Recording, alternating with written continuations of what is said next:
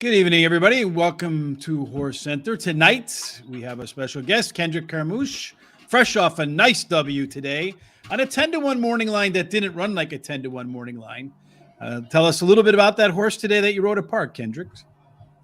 Mr. Howard Brown had asked me if I wanted to go to Parks on today, and I honored the call because I had asked him to ride the horse. Maybe 5 starts ago, I had beat the horse, and I thought I could have ride the horse to improve the horse today, and he did have him in the right spot today for 40,000 and stretching out a little bit, going 7/8. I thought that would make the difference.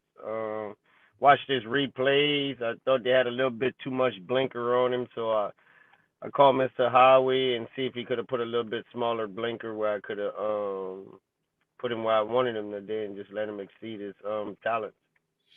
So, how much input do you have with trainers and owners when you think you see something with a horse and you call them? Do they give you a lot of say, or it depends on the trainer or the owner, that type of thing?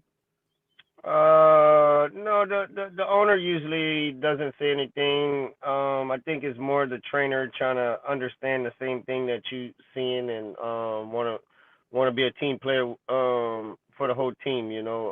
Sometimes it works, sometimes it don't work, but we all have to try something different if we're not winning at the time. Yeah, otherwise it's the definition of insanity, trying to do the same thing, right, and getting the same result. Yeah, yeah. So you write at Parks, you write on the New York circuit. Those are the two that you write at most commonly. And I'm not the biggest fan of horses that do what I call the track upgrade. So like when a horse from Parks finds its way into the New York circuit. But sometimes they do well. Since you ride at both tracks, what should horse players be looking for when a horse is making its way from Parks to one of the New York tracks? What kind of horse can make the transition successfully? I rode a horse last week called Ruby Blue. I rode him I went like 6, 7 races on him. I thought he would make the transfer. His numbers stood up. He was he shows speed. You need that in New York because if you show speed from Parks, you get less of a speed fractions in New York because most jockeys want to sit and let the race come to them. In Philadelphia, it's totally different because everybody want to send, and you just have to sit most of the time. So it's really hard for New York horses to come to Philadelphia if they speed horses because they're not used to being sent so hard to make the lead because there's different jockeys there, different track, different oval. But in New York, it's more if you got a speed horse coming from Parks, I like to ride him in New York because they travel a little bit further because they let you have easier fractions. I see, for sure. So speaking of speed, when I'm going through the past performance programs and I see that you're on a speed horse, man, I just light up. I'm like, yes, because I love you on a speed horse. Would you say that your strength is on a speed horse, or am I just misreading the programs? Uh, I wouldn't. It's one of my strengths because I know how to get out the gate good. I know how to ride out the gate good. You position yourself the first quarter of a mile to win a race. I really do believe that, and I follow that throughout my game. I want to break fast. I want to get there. If my horse can make the fractions and I can get him in a good smooth rhythm, I don't think nobody can beat me. That's the way I feel when I'm on the lead. Coming, you got to adapt to the race. That's if you can adapt to the race, you're a good jockey. Mm-hmm. Obviously, I'm seeing the program the same way Rich am because I'm the same way. If I get 3-1 or 4-1 and you're on a speed horse, man, it's money. And I watched a replay today of the win, and it was the same thing. I mean, I watched. You didn't do anything different than any other jockey. You look like you were motionless on the horse. You got the lead real calm. When he asked, he just went. Yeah, I don't know what it is about you with a speed horse, but I mean, you're just as good as every other jockey with other horses, but a speed horse. And I put this question out on social before, and your name came up a lot. You're number one to a lot of bettors on speed horses.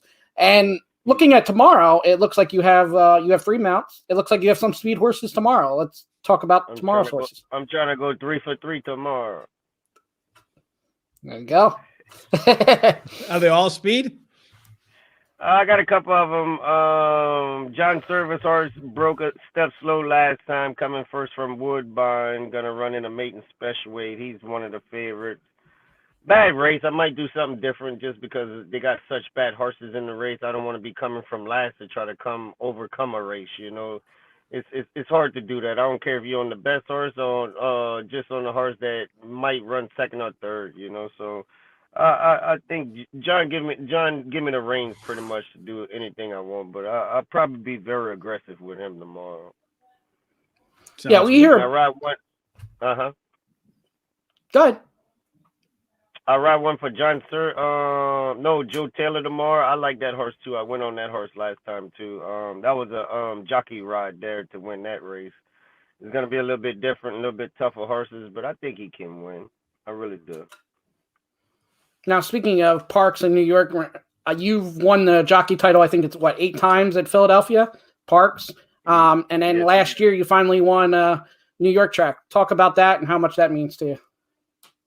Man, I tell you, nobody usually ever talk about the titles after you win them. They only talk about them once you get them. But man, I tell you, to add to Philadelphia Park jockeying standings with another trophy with New York, I mean, it means a lot because that's where I always wanted to be. That's where I dreamed to be. I think all the hard work and ups and downs in this game and everything that you go through, it showed last year that things was working my way. I was getting the horses and winning a lot of races. If there was ever any other track, and I know you got your thing with Parks and you got your thing with New York, and I don't think you'd interrupt, but if there was any other track that you could see yourself riding at and making it a full-time thing, is there any track that you would sign up for? Man, I think my last dash is God, that's a good question. I mean, I want to make New York the last go. If I would really love to go to ride at a track before I quit, is my favorite racetrack is Charlestown, West Virginia. Oh, there you go. And Speed would really do well. Speed always does well there, so that would be perfect for you. Yeah, I rode there for 4 years. And I loved it, man. I loved it. It taught me how to be aggressive. That's what got me to where I am now. Hey, you break good. It's hard to be the guy that made every pole winning pole. You got to pass where he passed. Mm-hmm. Yeah. Who were your idols when you started getting in, and who are people that look up to you right now that you see has a bright future? I tell you, my dad for one. My dad always.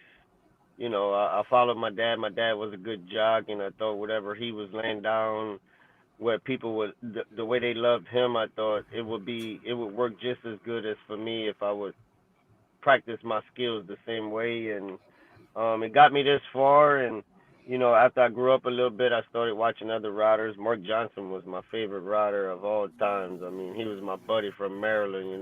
Me and my brother always watched Maryland races, so. Edgar Prado, Stu Elliott. Those guys taught me different things that got me where I'm at today in my game, where they tweaked my skill a little bit and made me realize certain things I was doing that could benefit me, and it worked. So there was a big influence. So on a day like today, when it's like 20 degrees outside, I know you said you want to go to Charlestown, but a couple of your friends from the summertime, the Ortiz brothers, are down in South Florida. In the back of your mind, when it's 20 degrees out, you're running 40 miles an hour into the wind, are you thinking, damn it, I'm going to head off to South Florida too? No. It doesn't bother me because I love the cold, first of all. I'm a Cajun person. I love the cold, so that's really like kind of weird, but I love the cold. So were you born in the winter? What month were you born in? January. There you go. That's why I'm telling you. You find out when people are born and you know what kind of weather they like. But anyway, I'm sorry. I never heard of that, but that's pretty good. That's I can see that, but it really doesn't bother me. I love the cold. The reason why I stay in New York in the winter is because I can spend more time with my wife and kids because I'm off 4 days a week. Yes, I ride Parks, but it's right around the corner, But I like the cold. I like the seasons. It don't beat up on my body. I keep a normal weight throughout the year, pretty much the way it is in the winter. So I just love the winter, man. We run for more money too, So I'd rather be where the money at and freeze my balls off than be where the summer at and get And sweat them off. beat sweat them off and get beat up on because you got to ride with Luis Saez and Irad, which they ride 10 races a day and all the favorites. I mean, who want to do that? I got to fight with them 6 months out of the year. So why would I travel with them where we can beat up on each other more? Right. Well, what you've been doing works because last year was your best year earnings wise. I think you were 19th in Money One last year, so that's a big positive. But what I see here, which is interesting to me, so you were 35th in wins last year, but 16th, excuse me. So I didn't give you enough credit, so for that I deserve to be smacked. But 16th in earnings in 2020, you were 55th in win, but 20 in earnings. In 2019, you were 85th in wins and 20th and 29th in earnings, something along those lines. So what I see here is a guy who not only knows how to win, but because the money outpaces the wins, that tells me you're a big money rider. You step it up in the bigger events. Would you say that's an accurate reading of those numbers? Yes, I totally agree with you. I feel like the opportunity that they give me at hand, I always try to make the best of it because I don't get it all the time, which is fine, but that's part of the game. But I'm always when I go out there, I'm ready. I mean, you got to put me in. This is what I do. I take every horse and try to make each one of them a winner when I go out there. As long as we make it back safe, I can always go fight to keep competing. Mm-hmm. So you were in the Kentucky Derby one time, right? Yeah, this past year with Bourbonic for Todd Pletcher, that was a really nice experience. Very, very, very. I mean, I'm saying it very genuinely, but it was wonderful, man. That's a good feeling. Well, considering you're a big money rider, are you kind of surprised you haven't gotten more rides than one in those races? No, I don't think everybody look at it like you look at it. You know what I mean? If they did, then well, I am smarter than most. Game. Yeah. So always for me, I always looked at it. Why didn't I get the opportunity so early? But I can understand, but it takes a little while to get to each level in this game. I thought I'd done what I was supposed to throughout parks and all these tracks that I travel to get to New York. And I think now since I'm in New York, I think people realize it more like, I'm just as good as any one of these other guys, just give him a good horse or give him a horse that he can put him on the lead and he's going to keep moving. Well, you would think at the Derby, especially because horses that get to the front tend to do pretty well in the Kentucky Derby. So, hey, anybody out there looking for a ride? Thank you. In this year's Derby that's got some speed and wants to get the most out of that horse, listen, right here is your guy, unquestionably. Right, Shawn? Thank you. I appreciate that. That's a truthful answer. I always say, I laugh because like they say, Kendrick want to go to the lead. Well, what 1, 2, 3, 4 wins the race every single time. You got to be the best horse to win from 5th on back. Mm-hmm. I mean, Is it something your jockey agent is definitely looking for too? More speed horses for you? Is that something you guys looked at or not really? No, not really, because things change throughout the weeks and courses change where you can't just look for those type of animals, because not every time you fit most speed horses, because they might not like what you do. So, we kind of just keep with the thing. If people want to come bring a speed horse to the table, then we ride it because then we know, all right, well, they know this horse can only win on the lead, so they're going to put me on. So I know what I have to do when I'm out there. Warm up good and break him sharp and go from there. So Charles Blaha says, how much competition is there between you and Jalen to get out of the gate first? Jalen from Barbados. You know, if you stick with the jock rules, you don't kill yourself. You know, you try not to kill yourself. You know, if I break in front, you let me go. If you break in front, I let you go. I mean, don't get me wrong. I'm gonna press you a little to make my fractions, but I'm not gonna press you if I know I can't beat you. You know, it's pointless. Mm-hmm. And I think that's So one of my biggest pet David peeves was that. is that I'm watching a race and you're talking about your fractions. And I've talked about this, I don't know, so many times I'm surprised my face is not blue.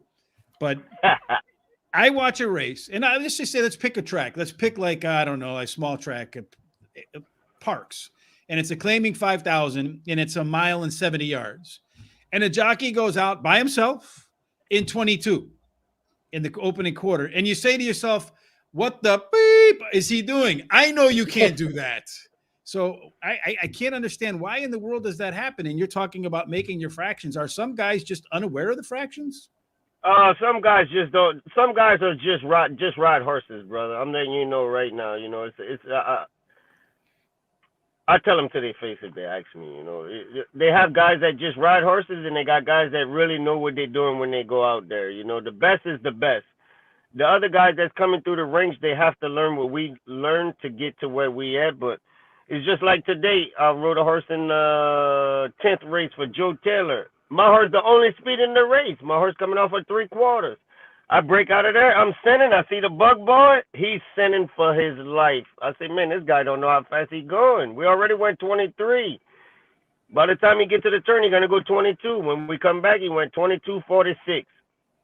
He's last. Mm-hmm. It's no point. It's just they don't feel the animal. It's like seeing a human run over his speed and he start tipping over. You gotta feel that. You gotta gather him. You gotta feel that rhythm. You gotta get involved with him. You gotta talk to him. You know, they're not there yet. Mm-hmm. Yeah, I see that so many times, and I've even seen it with some experienced jockeys, and I'm just like, first of all, I don't understand. Oh yeah. I seen it. So what really bothers me is not only do they go out too fast, but they go out 5, 6, 7 lengths ahead of everybody else. Okay, you want to be on the lead. Why not just be a horse ahead and save a second or so instead of going 5 or 6 out? Well, sometimes I do it just where I can get away from the horses, you know, because they herd animals, right? So if you get them away from the herd, they keep running longer because somebody pushing them to run longer. So my thing is, when I leave there, I want to leave there and make him think that I'm going all out. Then all of a sudden, post up on him, and he relaxes right in my hand. Now I went 23, but I'm gonna go 48 or 49 because now everybody grabbing. But you know, you gotta have the horse to win the race and do certain things to make you winner in the race. Plain and simple. If you got the horse, you can do anything to win the race. Absolutely, for sure. Well, I'm not. When I say someone goes out in 22, then they're coming in at 44 on the other side. So yeah, it's in like Aqueduct this past week. Everybody going fast around the backside in the turns, and everybody's slowing down. So what that mean? The track is heavy up the lane. They fat down the backside. So what you gonna do? You at a disadvantage. Mm-hmm. You gonna if you go too fast down the backside, by the time you get to the stretch, the deep part gonna slow you down. So you better off just managing your horse. You gotta manage the horse. Absolutely, I agree with you wholeheartedly. And you could tell when they're managing the horse correctly, but sometimes I get really crazy when I see that. Any case, it looks I know. It looks to me like you got some folks calling you in. Maybe you got something warm waiting for you inside. Oh no, that was my state trooper coming say hi to me next door. He's a very nice guy. Oh, okay, good. I'm glad you're not on the side of the highway and someone pulling along like, "Hey, what's this guy doing over here?" Little tap on the window. Yeah.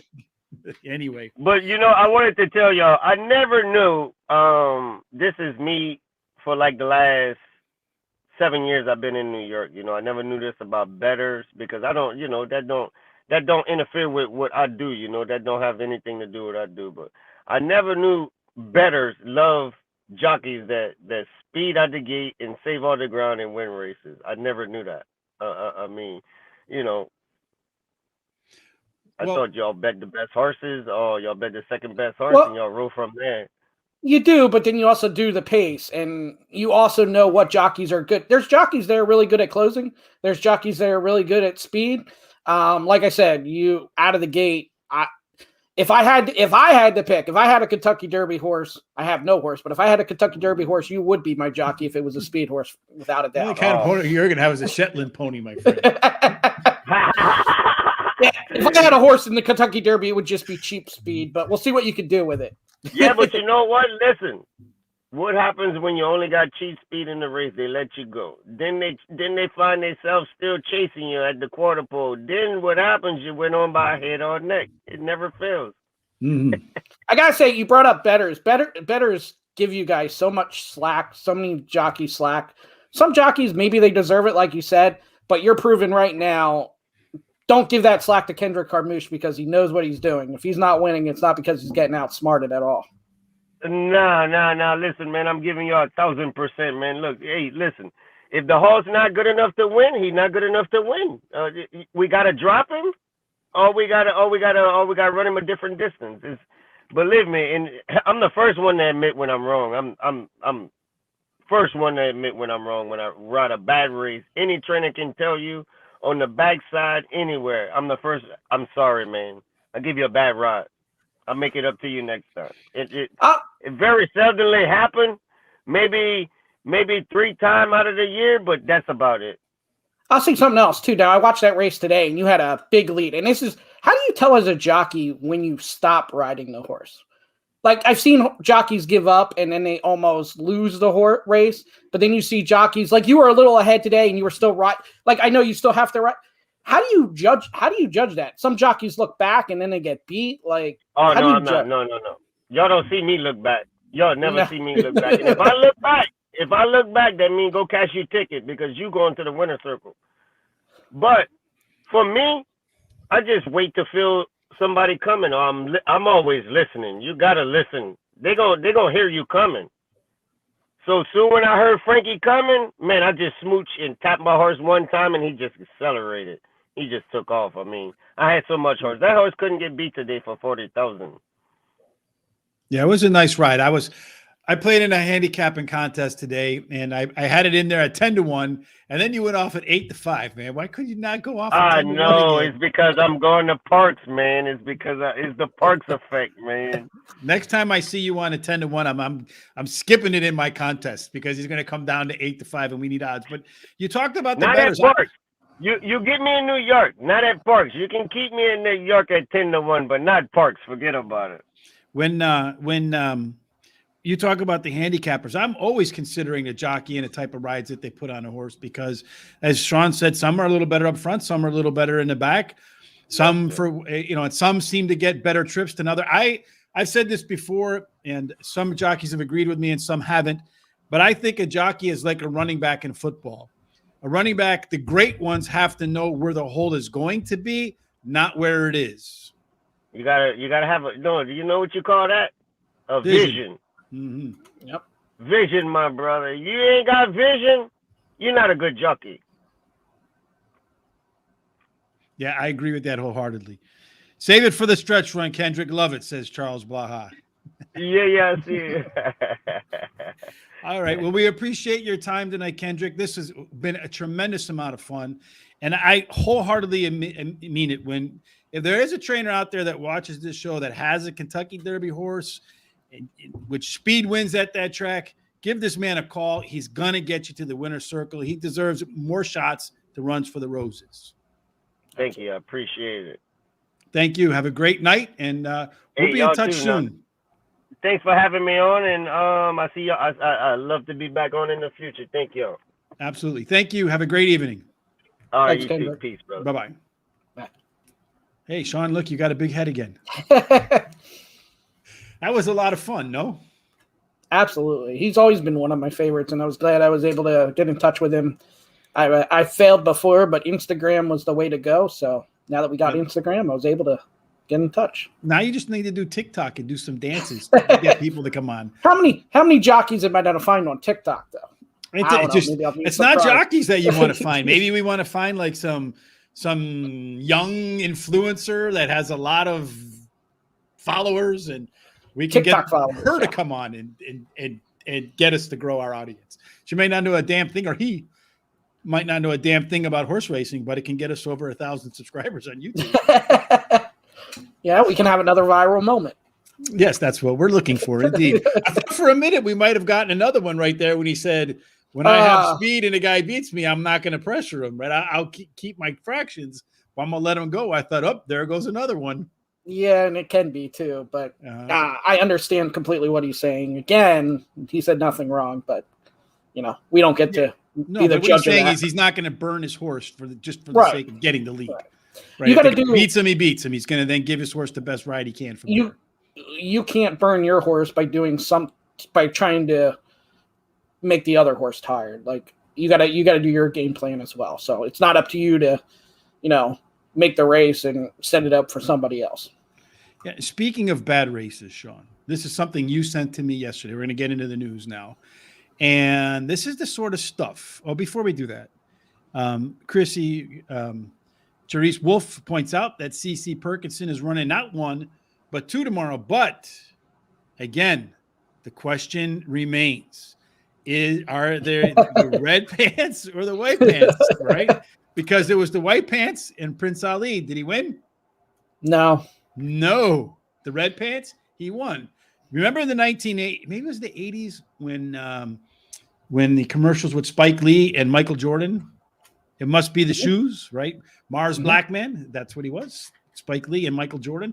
It must be the pants. CC, red pants on race day. That's it. I'll check in on her again and see if she has the red pants with her. She's definitely got to wear them. Yes, absolutely. That's the winner. But in any case, at the back to the track, unfortunately, this poor horse. Okay, folks, look, our business has enough problems, and I'm not one that normally passes judgment. But please don't be putting unsound horses on the track. If you know the horse isn't ready to go, don't try to just squeeze a few bucks out of it. And I don't know what the owner did or the trainer did, but if you claim a horse and it's just not ready to go, please don't throw it out on the track for the sake of just trying to make a buck back or hoping the horse gets claimed. We can't afford negative press, right? There's enough folks that are against us. We don't need to be taking the rope and hanging ourselves, as they say, right? In the art of war, right? If your enemy is defeating himself, just let him, get self-destruct on his own. You need not help him. Well, let's not do that. Let's do what we can to advance our sport, folks.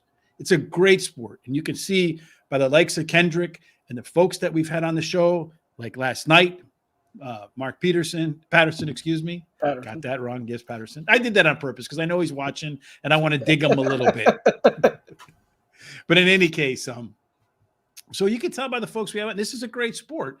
And unfortunately, because the consequences for some poor thinking can be the death of a horse, which is a huge negative, or you have these moments in big races when the whole world is focused on us, and then a horse tests positive for something, right? Mm-hmm. We can't afford those things, Shawn. We need to make sure that if the horse is lame, just don't run him. Let him heal. And if the horse is never going to run, it's a business, folks. Sometimes you make business decisions, you lose money. That's the way it goes. I've done it.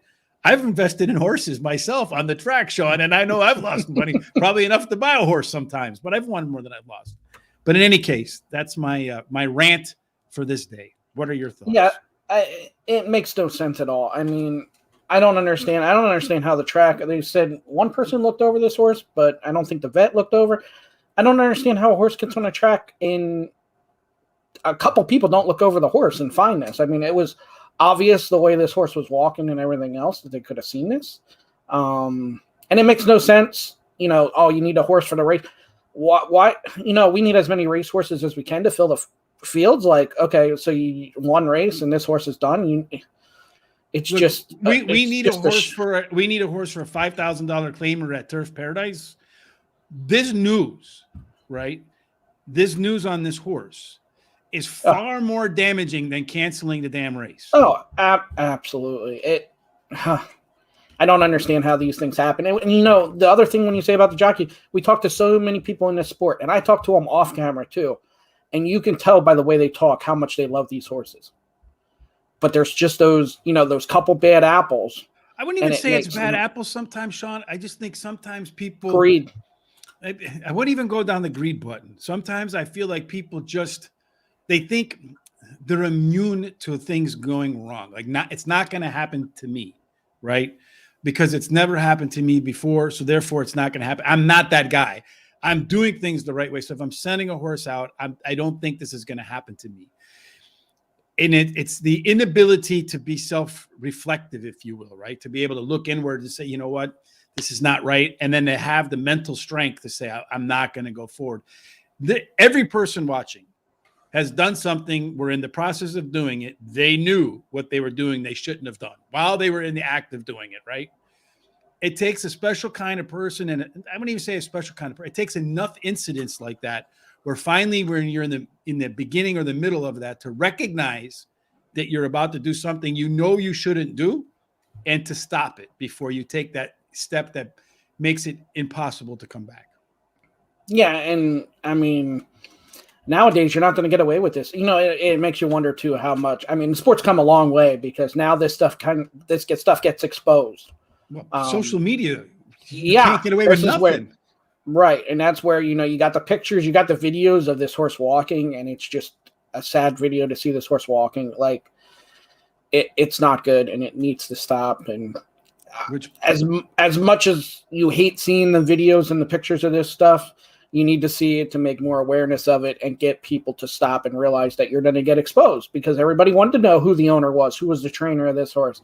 They want to know that. But see, it can't be the PETA people that put pressure on these folks, right? No. It's because everybody knows they have an agenda, right? It has to be folks like you and me and every other horse bettor that's watching or is betting at a track that has to say, we're the ones that are not going to tolerate this because A, you shouldn't be putting a lame horse out there for the bettors to begin with. And B, you're hurting our sport by stuff like this happening. And we don't want the sport to be hurt. So it is up to us to put the pressure on these folks to stop it. The PETA people, we can have no deaths. Every horse can be treated like if they were the king royalty in the 1800s, and they're still going to complain, right?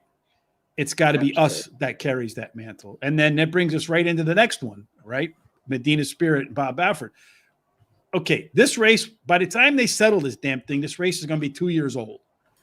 How hard can this be? I understand they have to have the meetings and all that stuff, and they put all the information in. Everybody's got to have due process. But it seems to me this is one of these things that could have been settled like that. You would think. And when I read that heading and it says no quick decision, all I think is, duh, of course, like, has there been a quick decision yet? Like, everything is just going to keep dragging out. When we finally do get a decision, we can all just, no matter what it is, just take a deep breath and go, okay, let's hope nothing like this happens again. Like, can we just, Well, from reading, they get their expert witnesses, from reading what Bob Baffert's witnesses said in this, that the amount of whatever that ointment was on him had to be rubbed on because it wasn't enough in the bloodstream, I guess, to be injected, which apparently there's some gray area on the rules there, whether you apply an ointment on the outside or it's injected into a horse. So now you're arguing in the gray. That's why something like this has to be settled and be settled as quickly, because this is the proverbial making a mountain perhaps out of a molehill, right? Something is bigger than maybe it really was. But because it's the Kentucky Derby, it's going to be like this. Because it's Bob Baffert, it's going to be like this. But again, and it didn't help, unfortunately, that Medina Spirit had the accident and had to be euthanized as well. Like, that didn't help matters at all. And they don't know why the horse passed away either, which is odd. But in any case, all right. So up in Grants Pass, Terry's favorite track on the planet, the Department of Justice there said that they cannot. Again, here you have a gray area in the rules. You cannot have 225 historic horse racing machines because it makes it a casino, because they said that horse racing history is more about luck than it is about skill. But these are actual races that were run before, where you're probably going to get the past performances, but you're not going to have the horses' names or anything like that in there. Otherwise, you just go Google it, right? And you know which one's going to Yeah. But it seems to me it's still a race. It's no different than handicapping the race the day it happened. Yeah, doesn't make sense again. But I mean, Grants Pass has a lot of issues going on right now too. So we had that other story about them as well. So it just looks like they're against them and they're doing whatever they can to get this track shut down and, more negativity. Hopefully, I don't know how you figure this one out either. I mean, they're not going to give into this. No, I think the way you figure it out is the billionaire coffee guy from Oregon. Chicago is the third largest city for now. If you keep losing as many people as we are because of the wonderful management around here, won't be for much longer. But while it is, we can use a horse racing track in the city. That would be awesome, right? So maybe they want you in Oregon. Let me put my vote out for Chicago. All right, Shawn, one final thing. We're going to just go from one thing to the next. Horse racing rules in Kentucky. The commission approves what we talked about before. Kentucky claiming jail, Shawn. That's where they're going to put you if you continue to misbehave. Well, no, this is a good one. With what they got to stay for the whole meet, right? Mm-hmm. Yeah. So it's this is a positive thing. I think you shouldn't have somebody come in, take the horse, move them to a different track and stuff like that. So I think this is in the right direction. So Charles, you say you don't think it works like that. It's just it just randomly selects a race and outcome. You don't get to choose. So it's not like, my understanding from reading about it in Louisville is that they took actual old races that were run previously and they just rerun them again in a computer model. The computer recreates the previous race whenever it was back in the 1890s or whenever they were running, and people don't know which horses they were. It's just the recreation of that race. And maybe I'm wrong, but that's how I read it. I'm always open to being wrong, Shawn. It doesn't happen that often to me, like a bad ride for Kendrick, maybe 3 times a year, but outside of that, that's about it. So maybe I misunderstood what I read, but that's how I understood it. Yeah, I always wondered how those worked, and even these different lottery ones that they do and all kinds of stuff. I don't know. Yeah, I don't know either. So, all right, Shawn, well, that wraps up today. Tomorrow, who is our guest tomorrow night? Another jockey that runs, parks, New York tracks, Jorge A. Vargas Jr. And the A is important. Yes, because there's a Jorge L. Vargas Jr. that runs usually at Penn National. So, and we'll talk to him about that too, because the other day he was watching the Sixers and he was getting hate mail on Twitter about a bad ride at Penn National, and it wasn't even him. So, yeah. So, I would have a lot of fun with that if I were him, then, because the consequences are going to go to the other guy when he shows up to work the next day, right? Yeah, and he does have fun with it too. So he's another one. Great personality, always smiling, always laughing. So should be another fantastic show. And then on Thursday night for the Players Edge podcast, we'll be going over Laurel races. I can't believe I just missed the Risen Star Stakes. But anyway, we're going to be doing Laurel with who's going to be our guest? Trainer Anthony Ferrier, who's been up and coming and absolutely lighting it up this year. I think he's like 19 of 40 this year so far. Charlestown and Laurel, he's constantly winning. So he's got 2 in on Saturday, and we'll cover those races. I think it's race. I don't even know. I think it's race 4. We'll cover them. Yeah, we'll cover them. And another one on top of that. Yeah. So we'll cover 3 for sure. Terry and I will be back tomorrow handicapping Gulfstream Park. We both hit the late pick 4 today. Unfortunately, we didn't catch our price. I should have made it my hot dog because it went my first pick won the first leg, my first pick won the second leg, my third pick won the third leg, and my second pick won the fourth leg. So I wish I would have just made that one my hot dog instead. But what can you do? I'm not perfect. I'm wrong 3 times a year. I've used 2 of them today, Shawn. At least Parks didn't cancel today. I mean, it was really cold this morning, but it warmed up pretty quick. So I kept checking because I didn't want you guys to do all that work and then it canceled. But that wouldn't have been the first time. That would have been about the 20th time. So yeah, we're pretty good at wreaking havoc on tracks. Like we even did a track one time and a tsunami was coming, right? Thank you. We appreciate that on the pick. So hopefully we can do better tomorrow at Gulfstream Park. Aqueduct was usually runs on Thursday. It's our normal track. We'll be doing Turfway Park on Thursday. Tom and I will be back for Foreign Fridays. I'm not quite sure we're going to be doing there, but I'll get a note from Tom pretty soon. Saturday, Terry and I will cover some of the other big races stakes races on Saturday as well. And then, of course, a little bit of a rest on Sunday, Sean. So that wraps up everything for today. Any final thoughts before we get up and get out of here, Sean? No, like I said, another great show.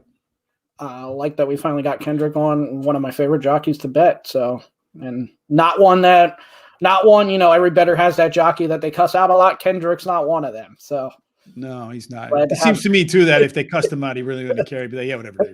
Yeah, yeah, he's just there. Most jockeys are like that. They're there to do their job. They gotta answer to people. They don't have to answer to bettors. No, they don't.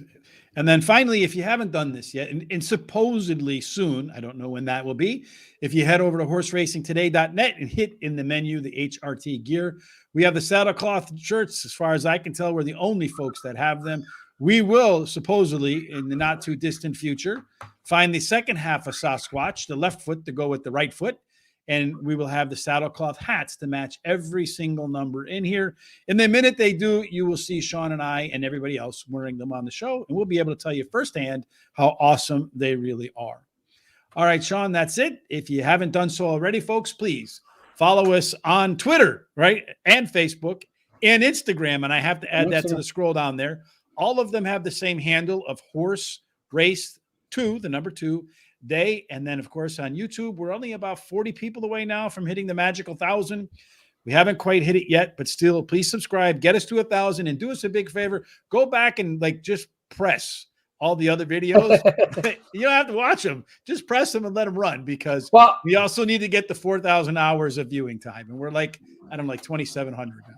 We appreciate everybody. I mean, we got about the same amount of views with Mark Patterson. So we appreciate everybody sitting through an hour and a half of that. I mean, I'm sure it didn't seem like an hour and a half because Mark Patterson just has a way. So we appreciate that, though. It seemed like 3 hours to me, bro.